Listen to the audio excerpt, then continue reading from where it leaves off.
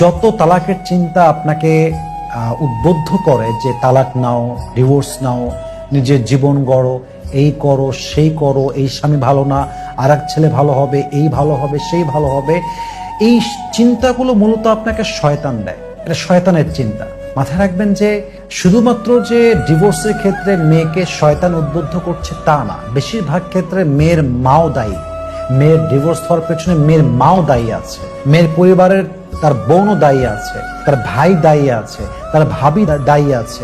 Even আপনি অবাক হয়ে যাবেন যে অনেক মেয়ে স্বামীর থেকে ডিভোর্স নেওয়ার জন্য মরিয়া হয়ে থাকে, পাগল হয়ে থাকে। ওই যে শয়তানের ধোঁকা, পরিবারের ধোঁকা। পরিবার বলছে আরে তুই চলে আয়, এটা তোর জন্য পারফেক্ট না, তুই এটা ডিজার্ভ করিস না, you deserve better, come here, we will manage everything, চলে আয়, সব দেখে নিব। এই কথাগুলো মেয়েকে মোটিভেট করছে ডিভোর্স নেওয়ার জন্য। কিন্তু মেয়েটা সমাজের বাস্তবতা এখনো বোঝে নাই। মেয়েটা বোঝে নাই যে আমি যদি ডিভোর্সের কলঙ্কে একবার কলঙ্কিত হয়ে যাই, আমার নেক্সটের জীবনটা কি হবে। ওই মেয়েটা আসলে বোঝে নাই যে ডিভোর্সি মেয়ের কোনো সম্মান এই সমাজের চোখে নেই। থাকতে পারে সম্মান তার অনেক বেশি, বাট সমাজ তাকে সেই সম্মানটা দিতে চায় না।